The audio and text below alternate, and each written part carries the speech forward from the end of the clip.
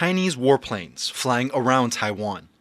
It's almost a daily occurrence as Beijing ramps up military pressure on the island. On Monday, Taiwan's defense ministry reported one Chinese military aircraft flying in the country's ADIZ, or Air Defense Zone. This area doesn't belong to Taiwan, but it's used as a defensive buffer. But it also spotted 3 weather balloons, one flying directly over the country and violating Taiwan's airspace.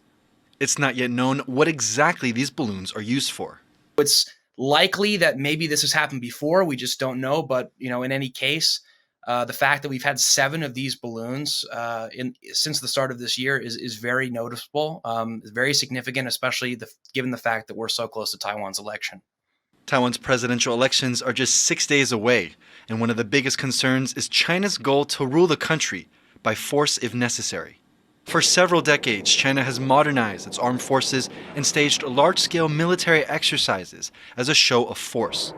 But despite those efforts, many analysts agree that invading Taiwan would be one of the most difficult operations in the world. China would need to transport over 100,000 soldiers in the first wave of an attack over the 100-kilometer Taiwan Strait.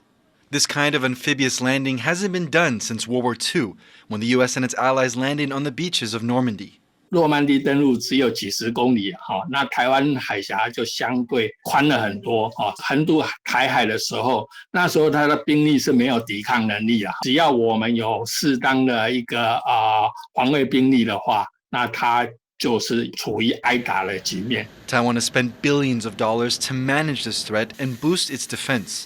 In 2023, China sent a total of over 1,700 warplanes around Taiwan, in what analysts describe as a form of gray zone warfare.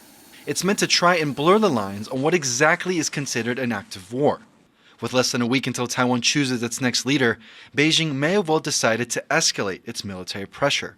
Beijing is attempting to kind of put pressure on Taiwan without using overt military means. But historically, when Beijing has attempted outright voter intimidation, that hasn't gone their way.